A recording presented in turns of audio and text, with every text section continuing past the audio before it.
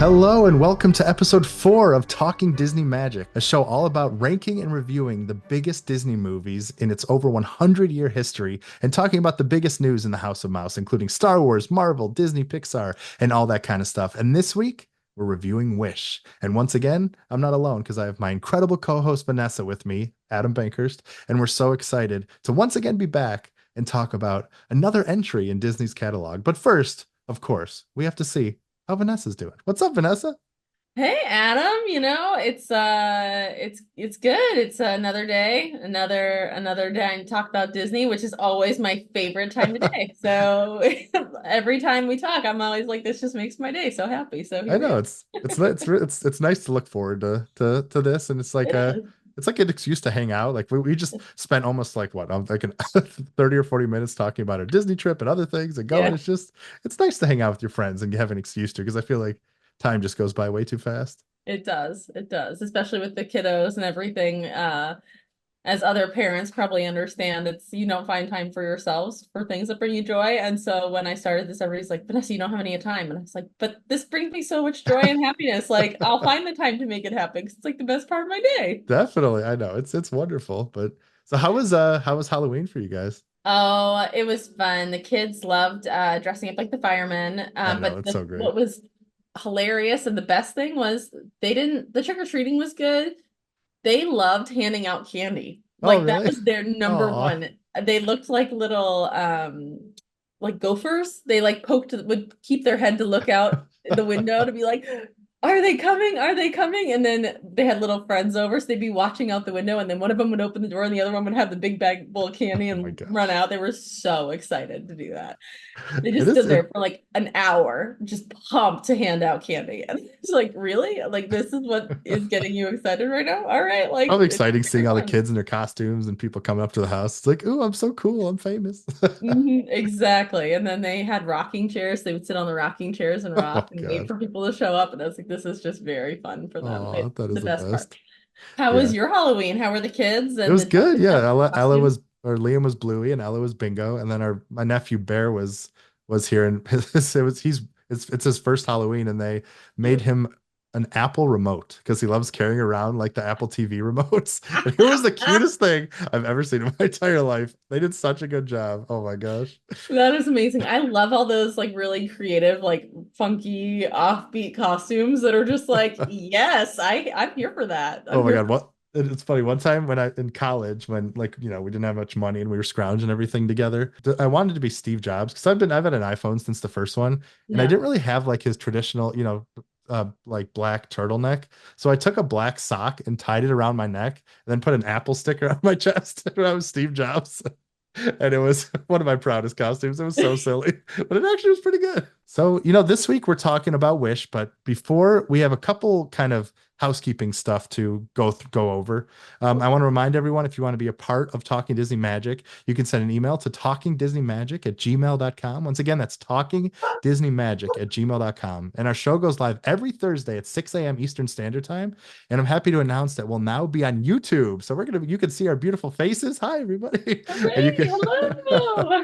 and you can catch us and see our reactions and all this kind of fun stuff. We also have a Discord, which you can find out in the show notes below. And you can also find timestamps. So, if you don't want to hear us rambling on about this or that, and you just want to kind of jump to the meat and potatoes, as it were, of the show, you can check below and just jump right to the reviews and recaps and stuff. So yeah, there's a lot of good stuff. And I also do want to say, so we are next week, I have an exciting little adventure to announce that Disney's flying me out to cover Tiana's Bayou Adventure opening at Disneyland. So I'll be going there and checking out the ride, which opens next week on November 15th. So you can expect kind of my full impressions of, doing another Disney media preview event and kind of behind the scenes look at that and what you need to know about Tiana's Bayou Adventure and all that good stuff. So definitely stay tuned for that. So there's a lot of fun stuff coming up and I'm excited to share because I don't know if you haven't got to ride it yet, Vanessa. Oh yeah, you haven't been there in a while. So hope No, yeah, hopefully we'll get to do it and we'll talk about this more next week. But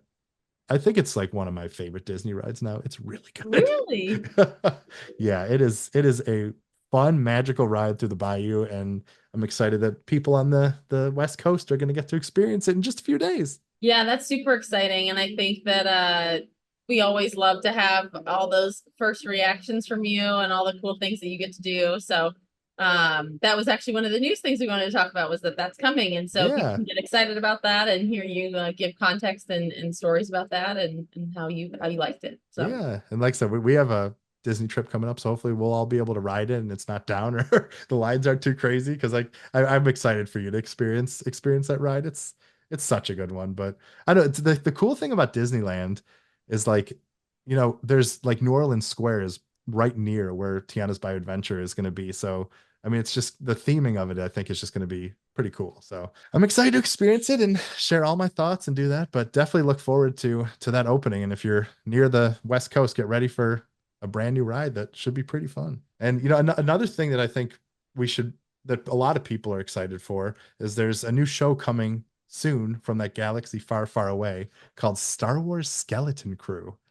And it's an interesting show because it's not really featuring any of the characters that we are used to. It's kind of a new type of story. But what's cool about it is it's kind of has a Goonies vibe where it's following a group of kids where they find the ship and then they get lost in space and they have to find their way home and they meet all these mysterious characters. Some are Jedi, some are this. They meet Jude Law, which is always an exciting thing. And it's kind of has a I don't know. I like the adventurous vibes that I'm getting from this. Are you familiar with it all, Vanessa?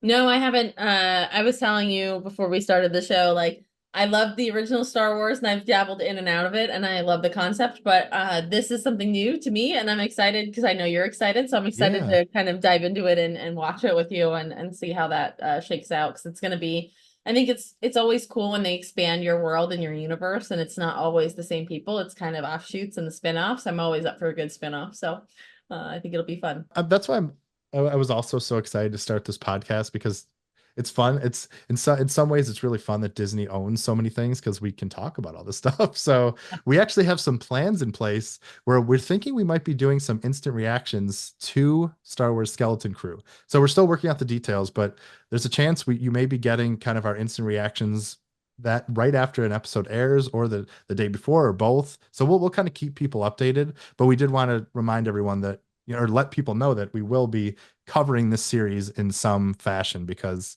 yeah, Star Wars means a lot to me and I mean it's I love it so much. So I'm excited to see where this goes. It's interesting. I'm definitely a big fan of the originals and it's interesting. Star Wars is I have a very interesting relationship with it because I love a lot of what Star Wars has done and I think some of the animated shows like Star Wars Rebels and the Clone Wars are some of the greatest Star Wars stories like anywhere, even more so than on the big screen in some cases. But Star Wars is like something I love what Star Wars is sometimes more than the products that it's created, if that makes sense. Yeah, Like I love, totally. yeah, like I think, growing up, I always wanted to be a Jedi, and I feel like a lot of who I am was modeled around being like the good guy and being the Jedi and the light in the galaxy and doing that stuff. And I love the idea of what that universe kind of entails and what everything is. So it just always has a piece of my heart, even if some of the more recent stuff may not have hit as much as I would have liked to. And I think we can maybe spend a whole, show talking about all that stuff. But I'm always on board for a new thing, and I'm excited to see this because I love the when it's done well. Yeah, obviously it can be a bit cheesy if not done the right way, but there's something about the childhood wonder and kind of experiencing it with them that I always love in stories. So we'll keep everybody updated on that. There was a brand new trailer that just dropped, giving you kind of a bigger idea of it, so you can definitely check that out on YouTube or wherever you see all your trailers. But we're not talking about Star Wars today. We're talking about Wish. We're talking about the big Disney 100 movie. Everything was leading up to this film.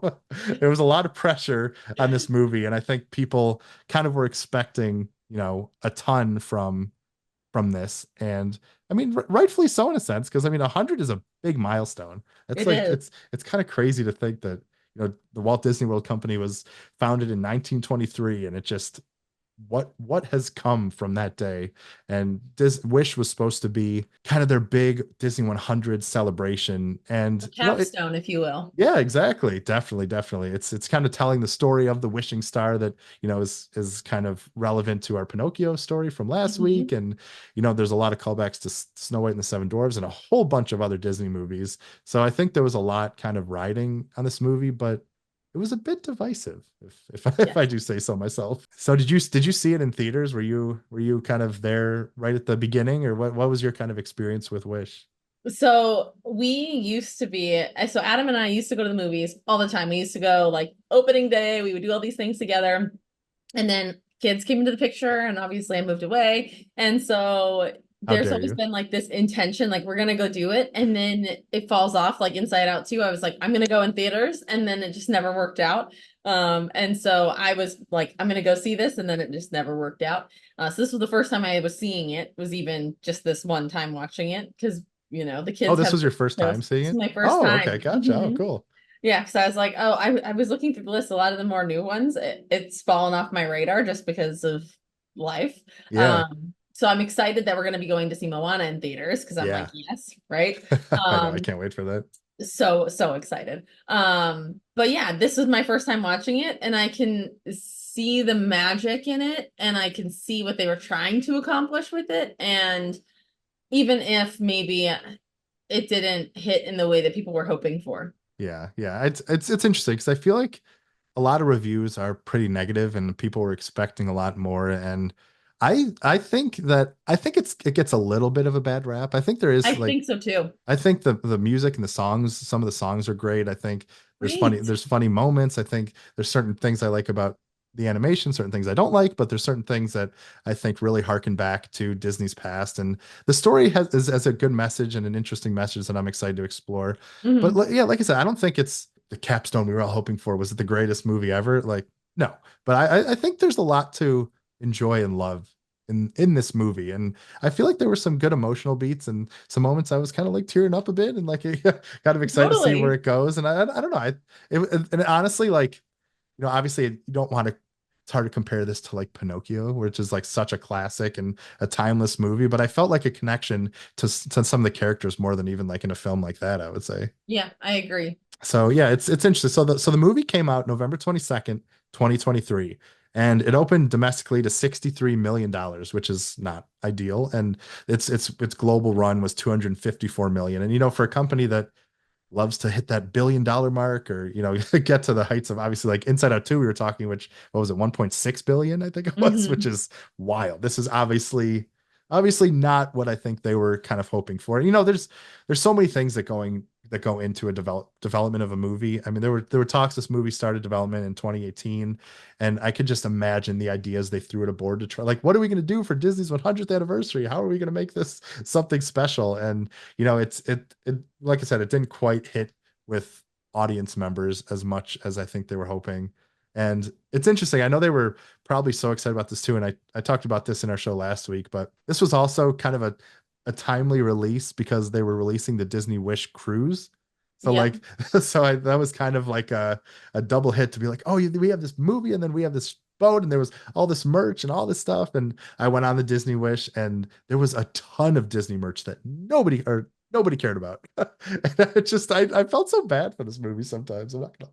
I know, because like some of the characters are like, oh, I just want to like cuddle you, you know? Yeah, yeah, But it's so definitely. funny, like what becomes a hit and what doesn't, right? Like it's just sometimes it is timing and like social context and when things come out, and there's a lot of things that go into like the magic mix of like what becomes a huge success and what Right. doesn't, you know? Yeah. So we're going to dive deep into our thoughts of Wish, but I kind of wanted to give a quick recap for those who may have not watched it as recently as we have, or maybe have never seen it and just like listening to Talking Disney Magic, which we so appreciate. Thank you. So without further ado, here is what happened in Disney's Wish. So Wish takes place on the island of Rosas in the Mediterranean Sea, where King Magnifico and his wife Amaya rule. Magnifico, who is a sorcerer of sorts, has the ability to grant the wishes of his subjects, who all give them to him and forget them themselves when they turn 18. We're then introduced to 17-year-old Asha, who is set to interview for the job of Magnifico's apprentice on the day of her grandpa Sabino's 100th birthday. She also, well, wishes that she'll be able to get her Sabino's wish granted on this special day. The interview starts going well, and Asha even gets the exclusive honor of seeing the wishes herself. But then Asha asks Magnifico to grant her grandpa's wish of playing music and bringing joy to those around him, and Magnifico isn't so thrilled. It's then we find out that Magnifico actually doesn't intend to grant most of these people's wishes, as they could lead to something that could challenge or his rule or power. And that's something that a great king would never want. Why would we want our power to be challenged? So she loses her job after there's a monthly ceremony where Magnifico grants a wish that is not Sabino's, sadly. And Asha goes back to tell her family, who don't want to hear about the wishes not coming true. She runs off upset that this whole thing is happening, and she wishes upon her own star to have a better future for her family and Rosas. And a great light comes from the sky, and that's when we meet Star. Star starts spreading magic and brings life to mushrooms, which I loved. It gives animals the ability to talk, including Asha's pet goat Valentino, and much more. And the whole kingdom, while they don't know exactly what's happening, see this light from the sky, and even Magnifico himself feels threatened that someone is challenging his power once again. Asha then breaks into Magnifico's castle to steal her Sabino's wish, and this leads to Magnifico using a book filled with dark magic to keep control of his wishes and in turn the kingdom. He begins using other wishes to fuel his own dark power, and even turns one of Asha's friends against her. Asha and her other friends, who all look surprisingly like the Seven Dwarfs, and Amaya team up to take down Magnifico, but they are fooled by one of the dwarfs, Simon, who is a bit sleepy in disguise as Magnifico. Magnifico captures Star and Asha and stops the citizens in their tracks. Asha pleads to the people in a beautiful song to believe in themselves and their future, and they all rise up to overpower Magnifico, who gets trapped in the mirror of his powerful staff. At the end, Amaya takes rule of Rosas, and Asha becomes a fairy godmother of sorts thanks to Star before he heads back to the sky, and they all will continue inspiring Rosas and others forevermore. And that is Wish. So, that's there's a lot that happened, and I think there's a lot of interesting concepts that are explored. But before we talk about that, I kind of wanted to talk about, I think one of the more controversial bits of Wish is how the movie looked. So, Mhm. I think when they, once again, one of the ideas when they started planning this thing, which they were probably so excited about, is like, let's marry the original 2D style with our new 3D CG and make some beautiful, exciting new look that kind of honors the past and celebrates the future and all that stuff. So there were actually times when I think the film, when it was in development, there were times where it was originally going to be a traditional 2D film, but they couldn't get the camera angles and certain things that they really wanted. So that's kind of why they went for the mixture between the watercolor paintings of the backgrounds and then the characters that were more 3D. And I don't know. I think I'm very mixed on how it looks because I absolutely loved the watercolor and the backgrounds and the environments, and I thought Yes. those were absolutely gorgeous. But like some of the people and the characters, sometimes I know this is like harsh, but looked like direct to DVD sometimes, or they looked like sometimes they just I don't know. I don't know if they weren't clear enough or the resolution wasn't high enough or something. There's just something that was off for me.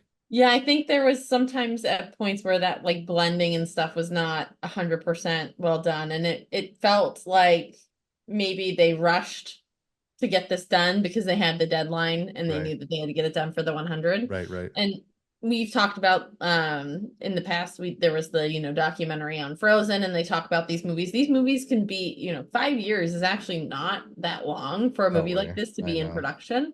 They can be much longer and need a lot more, time to make sure everything kind of shakes out in the way that you need it to, and all the characters have continuity, and there's tons of people that are involved in making these movies the way they are. And I think that when you're trying to blend two different styles, and maybe that wasn't the original intention, and then it can become challenging to get it to look the way that you want it to as a final product. And I think that clash showed up in certain scenes in certain ways. Yeah, yeah. So it's just I don't know. That's I wanted to love it, and like it started working a little bit as you continue watching and getting used to it. It just something felt a bit off to it throughout the film, and that I was kind of upset about because I feel like in an ideal world, this could have been one of the most beautiful Disney movies ever. I mean, with the stars and the landscapes and the animals and all the I felt different like it colors. was beautiful, to be Oh no, honest. Like it's there were so oh many yeah. things where it's just Oh yeah, stunning. exactly. No, that's what I was saying. Yeah. Like I agree. I think there's some really beautiful moments it just, yeah, something just kept taking me out of it with that the 3D. I don't know what it was. It was weird. But Yeah. what I did love was were the were all I mean all the callbacks for the Disney like 100th anniversary. There were so Yes. many little things that I mean, I feel like you would just miss so easily if you weren't paying attention or looking up things. I took a list of some of the ones that I really loved, and obviously we can start talking about the seven dwarves of it all, where Oh, all of yes. Asha's friends were modeled after all the seven dwarfs from Snow White, and I thought that was a fun thing. Even though it was interesting. Dahlia, I don't know, she was kind of the main one who was kind of modeled after Doc. For the longest time, I thought she was kind of modeled after Snow White because she had the black hair and certain things. And for part of the movie, I was like, "Where's the seventh dwarf? What is going on?" But then I'm like, "Wait a minute, that's just Doc." But yeah, that was kind of a fun thing. And you can see in the background like they had the letters of their names on the cups in the background, and there were all these little nods to these things, which I really enjoyed. Yeah, I felt like there was just so many things where it's like, oh yeah, like the with Magnifico when he had his villain song, and then it's like that feels very much like, Little Mermaid, like poor unfortunate souls. Like Right. there's so many things where and like Jafar, I felt like he seemed very Jafar in a lot of the ways with the staff and Oh so there's yeah. just so many things where it was kind of a merging of all these villains, Maleficent with the green magic. So yeah, there were so many things where I was just like, oh, I can see the callbacks to a bunch of these different things, and it's just really beautiful to like have those things pulled into Easter eggs, if you will. Yeah. So one of my favorite kind of callbacks. First off, I loved all the animals again. That's just always gets Yes. my heart, which I thought, and I think like it felt to me, and I don't know if it's the exact one, but the turtle from Snow White came back for this one. It just felt like Yep. he was in there. I'm like, I'm just gonna believe that that's my favorite turtle friend from Snow White and the Seven Dwarfs. Yes, I love the turtle. I love Valentino. I Oh love yeah, him. I He's know he's so so funny. funny. He's so cute. I just want to cuddle him. I love him so much. The voice choice was also wonderful. It was just Yes, not what anybody was expecting, but worked so well. It was, it I worked know. great. He was very entertaining. I think my favorite callback though was when there was a deer and a bear in the woods and they got to each other and the deer goes, "Thanks for not eating me, John." And the bear says, "Don't mention it, Bambi. It's all Yeah, good." Which is I know. obviously a nod to Little John from Robin Hood and Bambi from Maybe. Bambi. And I thought Yeah. that was hilarious. But there were also a whole bunch of other fun ones. Like there was you could see the poison apple when Magnifico was working some of his magic when Hmm. Asha got her big cloak, that was clearly after like fairy godmother from Cinderella. I mean, there Hmm. were like so many things. Like one of the wishes was somebody flying like Peter Pan. There Yes, was, there was so many Peter Pan oh references. yeah, even he was even in there at the end of the Yeah. movie. It was like, oh, there's Peter Pan. Let's work on something to fly, which I thought was funny. And then there were also, I mean, a little less kind of like obvious nods where when Magnifico was destroying some of the wishes and he was kind of using like, ooh, Fantasyland in the sky. How about Neverland? And he destroyed the Yeah. Peter Pan wish. And then he goes, the perfect nanny for your horrible children, popping this one, just like a Mary Poppins. But like, there's so many little things that I loved. And like, sure, I'm sure they, inserted them here or there to kind of say, hey, this is Disney 100th. But like, they work for me. I thought they were funny. I like the chickens when they were dancing in the Oh, henhouse. That yeah. reminded me of Beauty and the Beast, where they were just Oh like yeah, right. Yes, so that was good. good. Yeah, that was wonderful. And yeah, there was just there's so many like fun little nods to Disney's past, which I really enjoyed. But I think the biggest one, which is kind of the biggest kind of theory coming out of this movie, is that this kind of like may be a prequel to Snow White and the Seven Dwarfs in a sense, because as we see Magnifico, first of all, he has just an obsession with mirrors and himself and how beautiful he is and how wonderful he is.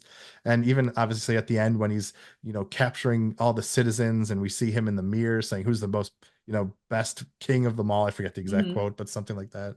But I don't know if you noticed at the end when he gets captured into the staff, we actually see the face from Snow White and the Seven Dwarfs for like just a frame. There's like a frame of the mirror from Snow White and the Seven Dwarfs showing that it seems like Kate Magnifico will forevermore be stuck in this this mirror as and soon be a servant of the evil queen. I mean, that I did not notice that, but that would make sense to me, in how that all shakes out. And I could see too, like Amaya potentially becoming like the most beautiful of them all. Yeah, Like there's certain things where you could see the connections and the tie-ins to how they might show that up later. yeah.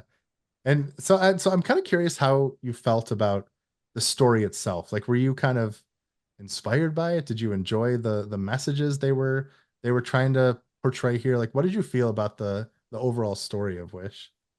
So I actually loved the story. I felt like it was just really beautiful. How you can like when you give up the thing that you love the most and you forget what makes you like your childhood wonder, right? Like you give that up when you turn 18 and become an adult. And you give that away and potentially never to get it back. And how do you live with that? And I thought that it was really like, their friend Simon gave up his wish and then he became Sleepy Simon and everybody's like, oh, Simon's no fun anymore because he doesn't remember his wish and he's not, you know, happy anymore, right? And I think that's just something that happens to us as we grow up, right? Like we lose this sense of magic and the wonder and like being able to wish that something beautiful could happen, right? And so I think that that piece of the story is just so great, and the fact that they all come together and they do this, they revolt in order to get their wishes back and to like become the whole and best versions of themselves. Like I just think the sentiment is really beautiful. Plus I love Star, so Yeah, Star was I great. just I just want to cuddle. I know. Well, if you go on the Disney Wish, there's a lot of merch that you can get. It's just waiting for you. It's just waiting for me. I'll get all the Yes. stars and I'll just make a big pile like a ball pit and just like throw them up and cuddle all the stars. Oh, it's so funny. Yeah, I thought, I mean, I agree with you. I think the message was really interesting, and I think it has kind of a dual message for me a little bit, where there is, I think, a lot of that where like, yeah, they're like when you're younger and you're dreaming of the world and you have all these big ideas and ideas of grandeur and you're going to change the world and make a difference, and then yeah, you turn 18 and it's just like you kind of realize the world can be kind of tough, and Yeah. like dreams don't necessarily mean you get to make a living. And a lot of times everyone wants their dreams to come true, but like a lot of times people's dreams change, which isn't Yeah. like a bad thing. Sometimes people find a new dream, sometimes people find things they didn't even know they wanted. So it's not saying dreams don't come true or whatever, but like it definitely when you become an adult, I feel like the weight of the world is definitely more on you. And I think that this kind of cut to that, which I thought was very interesting. And then I also thought there's like also an interesting kind of idea about, I don't know, like maybe King Magnifico was a little bit of a fascist or like a dictator and Yes. trying to control everyone because like he wants a society like he's keeping everybody safe. He's the one providing for everyone. This is the thanks I get. Like everything I've done for you people, you owe me everything. And like if people start having their dreams come true, then maybe they don't need Magnifico as much as he thinks they might. Yeah. And it kind of it's something, from history that always sticks with me is, how back in, hundreds and hundreds of years ago, how nobody could really read and you just kind of have to rely on the church or the people to do it. And then when people start reading, it's a problem because when people have knowledge, that's when they can start forming ideas and rebellions and ideas. And it's like it's such a fascinating thing to see what people in power can do to keep their power at the expense of these loyal subjects that would do anything for them, but like, what are they actually giving them in return? Well, and I thought too that for me, as I'm watching it, the thing that kept going through my mind, and I made some notes, is just like, he is actually so weak, Yeah, right? right. Because he is so caught up in his image, his self-image of being beautiful and how he appears to other people. And he's got weak character, right? Because he's willing to sacrifice other people. And that was one of the things. It was like, I'm always here, like, you need something, I'll give you the coat off this person's back, right? Like that was just it was just like, Right. whoa. Yeah. Like, but there's a lot of people out there that like to, believe that they're generous or they reframe they tell themselves these stories about how wonderful they are and how generous and good they are, when in reality it's just, weakness of their own and lack of confidence and their own self-image that is propped up by other people, right? And the whole movie, it was just like, wow, he lacks courage and he's conceited and he, just keeps going down this path where if he was willing to think about how do you build coalitions and bring power together, like it could be a totally different outcome. Yeah, and I think that's and I think it's an interesting thing because obviously they try to build a bit of his backstory where, he had this beautiful life and this beautiful family and it was ripped from him. And like I feel like you hear that theme across all kinds of media where, people have this tragedy coming and they do everything they can to make it so the people they love or their children or their subjects don't go through that again. But along the way, the message gets a little bit muddled sometimes, and you kind of, I feel like, lose your original mission because obviously this is not the world that anybody really wanted.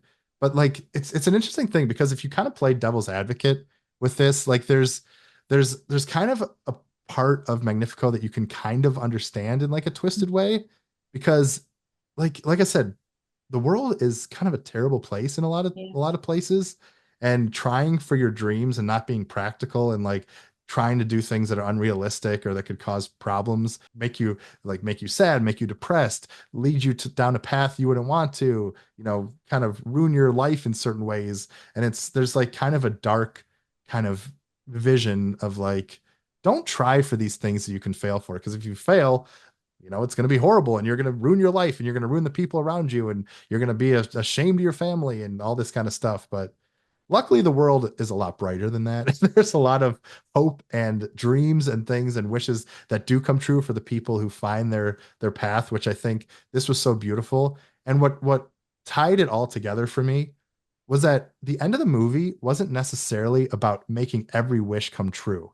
It was more about giving people their wishes back and giving them the chance to pursue them and find that magic that's inside them. And like you're the star of your own story. Like you're your origin story. You're the one who gets to make your dream come true, whatever that may be, however that evolves. But I thought that was kind of a beautiful thing where the point of wish isn't everybody wish is just coming true with a snap of a finger, because that's not really how life is and how life goes and stuff. But the magic really is in the journey of all these things, because in life, when you're pursuing your dreams, it's never a straight path. You get there's twists and turns, and there's amazing moments that wouldn't happen if you didn't take that first step. And I think that's the beauty of wish and hope and wishing upon a star and doing stuff, because you're giving yourself that vulnerability, but that openness to an adventure that will lead to something incredible, whatever it may be. It might be that wish that you wanted. If you want to be an NFL player and sign a big Nike deal and do that, and that's your dream, and you work so hard to do it, but you do it and you sacrifice your life and everything, and you work so hard, and you finally get drafted by the Cleveland Browns, which I'm sorry about. But then you're in the NFL and it's great and it's wonderful. And it doesn't happen. But then, maybe you're a little more like me, where growing up, my dream was to be in the NFL. And that was something that I worked really hard for. And I wanted to play football in college and do that things, but I was a little small. Maybe I focused a little more on like video games and friends and wanting to have a life, and it didn't have so much. And my path led to certain ways where I was an IT manager for a little bit, or I was doing some jobs that maybe I didn't really love. But then my path now led me to be able to work with Disney and go all over the world and try all these things and do these things. And I think it's a beautiful message that like, just because one dream doesn't come true, the power of pursuing your dreams, I think, is one of the most powerful things that we have in the world. Yeah, no, and I totally agree. And I think that what I really loved about this was they all came, it wasn't Asha just, saving the day, right? Like it was everybody came together to say enough was enough and that they wanted their own hope back. They wanted the ability to make these dreams for themselves. And you're right, like not everybody has a dream that they realize when they're, growing up and becomes a reality when they're an adult.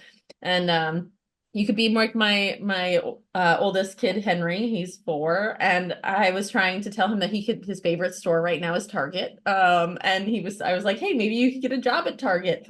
And his response to me was, Mom, I have a lot of days until I'm an adult, and so I have a lot of days to figure out what I'm gonna be, and just stop asking. Oh my I gosh. was just like, whoa. I was like, Uh, you don't want the Target discount? Like, I'm thinking just like high school job, And he's just like, that's I got a hilarious. lot of days. I got a lot of days until I'm an adult. Like, stop bothering me, right? Yeah. Like, you could be like that where you just don't know, right? And I think part of the wonder of wishing and figuring out who you want to be is that it's not typically a straight path. We don't know exactly what we want to do and have the outcome be exactly what we want it to be. But somehow, when you wish and you have hope and you try, and that's what we talk about all the time, you have to try to be the best version of yourself. And all these doors open that you didn't realize were even available, or or things that you could do. And like being here with you on this podcast, right? Like we had this conversation and we took the step, right? And we had the hope and the dreams of like, just being able to chat about the things we love. And I think that was the beauty of the message, was that everybody got their wishes back to be able to pursue them in whatever way they wanted to. And whether their wishes, maybe again, they've changed, and that's okay, because we grow as people and we're not who we were. And we can still become who we're meant to be. Yeah. We're always on the journey. And I think at the end with the, we talked about Peter Pan, but at the end there was the Peter, they were talking to Peter Pan, and then they introduced her to this woman who had her dream to fly, which you saw in one of the wishes where she was flying with these birds and doing stuff. Yeah. And like maybe that wish isn't going to come true, but then she gets to work with Peter Pan to build like a flying contraption that could be the first thing of an airplane or something. So Yeah. even if it's not the exact dream, maybe she'll have a different version of her dream that'll be just as fulfilling. So Yeah. I thought that was, like I said, I thought the message of that was pretty cool. I also liked how the queen navigated the conversations so that she constantly didn't talk about her loyalty to him. She talked about her loyalty to the people. And I thought that was really interesting too, because, she could have just as easily become corrupted and gone down that path with him. And instead, she decided that she was going to side with her people and make sure that they were able to have their hopes and dreams. Because I think in her mind, she had this idealistic view of like, oh, we have all these dreams, we're helping to make them a reality. And she came along to realize too, like, other people can't live your life for you. Like, you have to be the star of your own show, and you have to be a participant in your own rescue. Like, yes, other people can help you along the way, but you have your own path to walk and you have your own places to be. And having other people hold on to your hopes and dreams in the possibility that they might grant them, like, that's not a way to live. And I think that she finally came around to that too. And I thought that was beautiful, that she was willing to be like, yeah, this isn't working. This isn't what I was ideally in my mind hoping for. And now I'm willing to let people have their wishes back and let them be the stars of their own story. But I'm curious, is there anything that really like didn't work for you in the movie? I feel like overall, besides like, we talked a little bit about the animation being a little bit touch and go. I actually really enjoyed it. I thought that it was pretty cohesive. The story was really good. The music was better than I thought, right? Like, we think about musicals and you think about Frozen, where they have the breakout hit song that's like on the charts, or you think about Moana and Lin-Manuel Miranda's music. And I'm hoping Moana 2's music is just as good, right? I But like, know. in the theaters when I was watching Moana for the first time, I was like, oh my gosh, this music is making me emotional, and I want to download the soundtrack and I want to listen to it on repeat. Like, I love this. And here I was like, oh my gosh, the music is so beautiful. In the context of the story, it's wonderful. It's a great movement piece to get the story from point A to point B. It does make me emotional. But I didn't feel the need to like go download it or listen to it, and I think that there was just something missing from that. Like, in the context of the actual movie, and as a storytelling device, I thought the music was beautiful and great. But it just wasn't as catchy as potentially I would have wanted it to be. Yeah, and I think that's kind of one of the bigger issues I had probably with the movie. Where I mean, I love like "Welcome to Rosas." I thought it's such a Yeah. great song, and some So of these, fun. I know, such a great intro, and there's so many good things. And yeah, I mean, I enjoyed the music, and yeah, I don't necessarily go back and play those all the time, but I do kind of think that kind of is one of my bigger issues with Wish.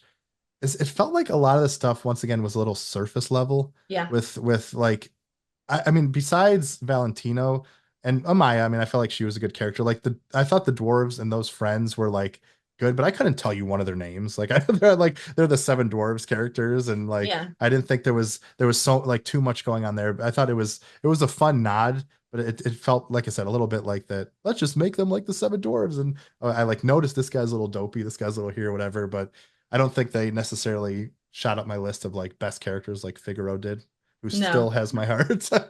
But there were other things like, and listen, I'm definitely biased with this kind of stuff.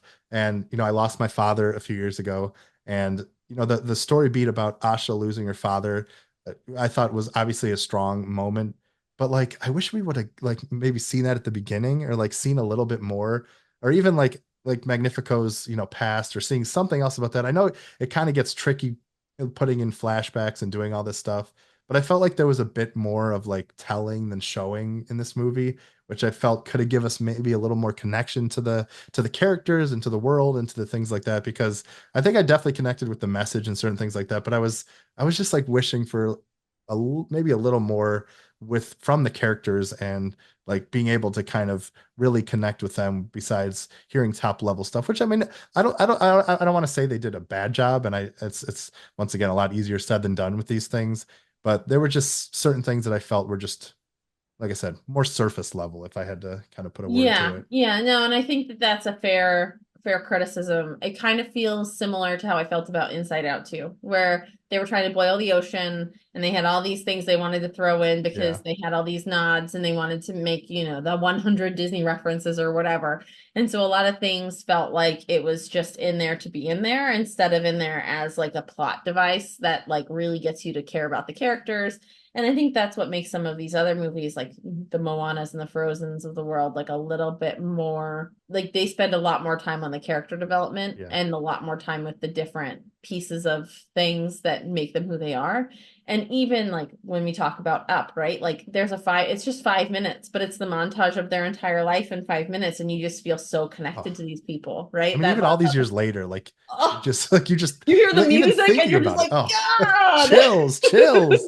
Yes, right. And so, they have this possibility to do something like that, to talk about her father, to like give you the background of who she is. And, Why you she's wishing upon a star instead of yeah. telling us about this beautiful tree and this story. Like I said, it's yeah, just And they showed you a little bit as she's yeah, running towards the star, but it's right. like I would have wanted to maybe have some more of that before that, to have both as like the connection point.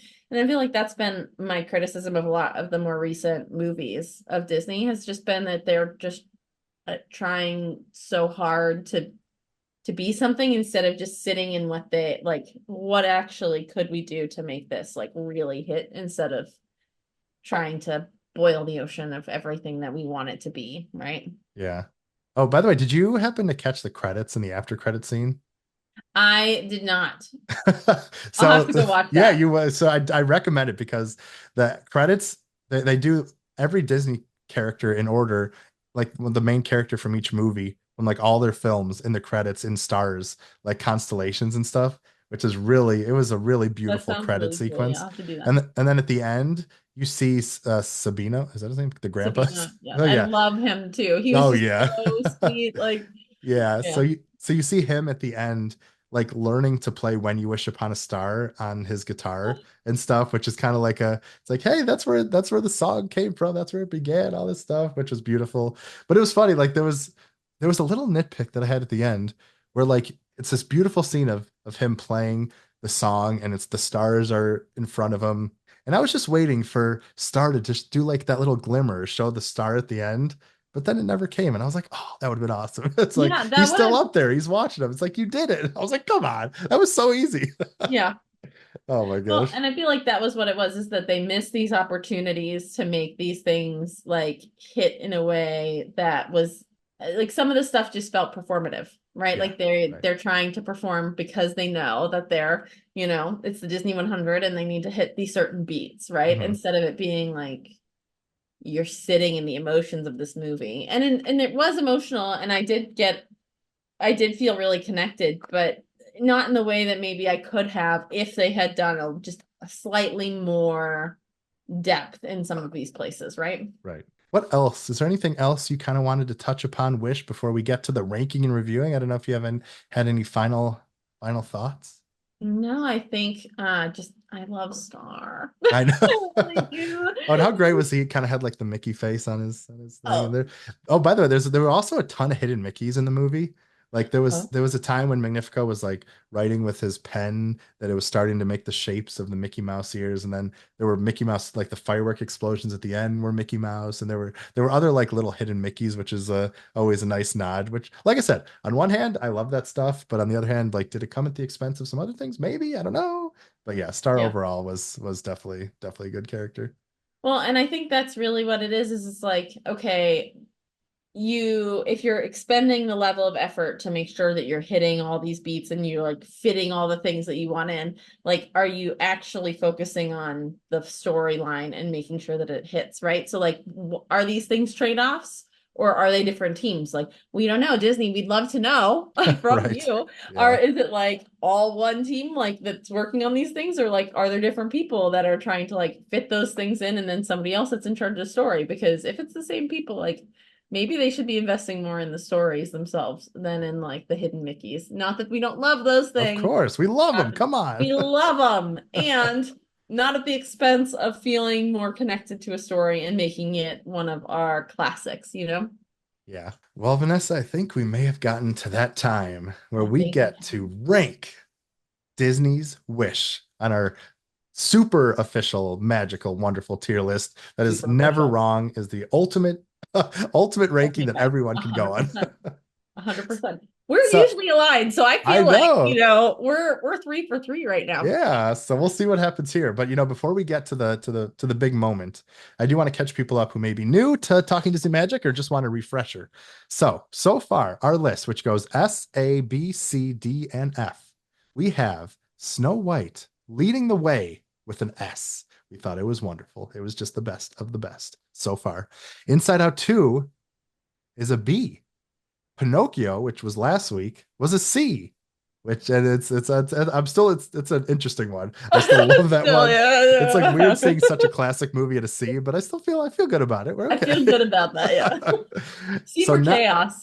yeah. So next week we're excited to get to our fifth movie, which is going to be Fantasia. So get ready for that one. But before we get to that big milestone, we have to find a place for Wish. So I'll jump in first with my thoughts for Wish, and All I was right. going once again going back and forth, and I think in a very similar way to Pinocchio in a sense, where I was kind of debating between a C and a B with certain things, and I was going back and forth about how much did I love this movie? Did it stick with me? Where do I kind of think everything is going? And while and it's one of those things where I think it really did a lot of good things, and I think it's a very like good TM movie that I thought was one that I definitely could go back to and do stuff. But there was, like I said, certain things that I was just hoping maybe a little more for. And I think it's a fun watch, and I think it gets a lot of undeserved hate, and I think people should give it a shot. But if I had to kind of give an official ranking, I think I might put it as a C alongside Pinocchio, which I think kind of might fit because it's all about the wishing star and doing stuff like that. And I think there were certain moments I liked a bit more in Inside Out 2, but like I think it's a very strong C, but I think I'm kind of sitting at a C. How about you, Vanessa? Yeah, I was debating between a C and a B too. I think for me it felt there was a lot of things about it that felt similar to Inside Out too, where, it had beats that were great and it just didn't feel exactly where I wanted it to be. When you said it could be a C with Pinocchio, and like they could be together as the wishing stars, like that feels like maybe like, oh, they belong I together. know. Not as much like I was like, oh, I could go C plus B minus. I'm kind of riding Yeah, that line hard for me. right. Yeah, because and I want to remind people too, like this is very tough for us because there's a lot of Disney movies, and C is still like it's not like bad by any stretch of the imagination. Like I still loved a lot of what was in Wish, and I think like if we had to rank it, like S is just the top of the top, like the watermark that you need everything to go on. A is something that's just amazing that touched you, that was like such incredible moments that stick with you forever. And B's are movies that are like they do such a great thing, and there's something there, but it just maybe didn't quite hit it. And C is like these movies are still really good. There's just some things I wish I that may have been cooked a little better or may have shaken out a bit more. But I don't want people to think like I'm giving it a C and I hated Wish. I actually think it's a very good movie, and I enjoyed watching it. I wasn't like upset watching it, and I think there's a lot to love in it. I just think overall, for what it is as a package, it kind of fits right there for me. I think you're right. So yeah, so I guess the big question right now is, do we rank Wish above or below Pinocchio? I think above Pinocchio for me. I think the chaos of Pinocchio makes it more of a solid C, and I think for me, Wish is more of a C plus B minus. So I think the this is like almost where we differ because I feel like Pinocchio had some more iconic moments that I Yeah, really that's true. loved going towards. And like I'm like kind of hesitant to put it above Pinocchio because I do still feel like it had some of those like incredible classic things. But I could definitely it could go either way. So I'm like I'm open for before or after. But so you think above? I do. I do. I thought the music was catchy. I thought that the sentiment of the story, like for me, the storyline is a better story than Pinocchio. More consistent and cohesive uh than uh Pinocchio was just so much chaos and the storyline was not well executed. So from like a story perspective, I think that Wish has a better story Right. than Pinocchio. Okay, I could deal with that. So yeah, I think if we had to go on the record, I may say my heart would probably be Pinocchio's a little higher, but I can agree with you, and I think we could put it there because I do think really kind of, and I do kind of like how we're building this list and what we kind of value because I feel like a lot of those things are similar about stories and characters, and I think if we're really going by that list, which is kind of what this is becoming, I think that it kind of does fit nicely, like right above Pinocchio. I think it Yeah. could go either way, but. Yeah. So yeah, so right now we have it. Snow White at S, Inside Out 2 at B, Wish topping the C, and right behind it, just behind it, Pinocchio. And that is a wrap, Vanessa. We have done another episode, 4 episodes in the book, Woo! and it's exciting. And I'm excited to jump to Fantasia next week. So if you want to be a part of our Fantasia discussion, you can send an email to oh my God, I can't even talk. You can send an email to talkingdisneymagic@gmail.com. Once again, that's talkingdisneymagic@gmail.com. Or you can ask questions or talk about your review, your thoughts, your Easter eggs, recipes, jokes, whatever you want to do, and share it in our Discord, which you can find an invite to right below and talk to other Disney people about everything under the Disney umbrella. And we want to encourage you to check out our YouTube, and I'll probably put it right now on my YouTube at just which is at Adam Bankhurst. And you can check out our live footage of all this episode and probably the previous ones if I can get things working, but we'll definitely start with this one. But there's a lot of, like I said, fun stuff coming up. We have Fantasia, we have my review of Tiana's Bayou Adventure, we have the Moana 2 experience coming up, we have Star Wars Skeleton Crew. So there's a lot happening. And I do want to, encourage if you've enjoyed Talking Disney Magic so far, we'd love it so much if you would share it with a friend, if you would give us a review on either Apple Podcasts or Spotify or wherever you're listening to it, and just help share the message because we would love nothing more than to build this community and keep it growing and keep your wishes safe and never grant them if we're being Yes. Keep honest. them all safe just for us. Yes, exactly. We'll grant one a month. Exactly, No, exactly. but in a large wish granting ceremony. Yes. Maybe we can call that our listener mailbag at some point. We can do Ooh. a large wish granting ceremony. Interesting. See, this is all coming together. I like it. It's It's all coming perfect. together. But Vanessa, on that note, I think that's the end of another episode of Talking Disney Magic. And until next time, we just want to thank you all so much for listening. It really means the world to us. And we hope that you have the best day and or night and a magical week. And we look forward to seeing you next time. Bye, everybody. Bye.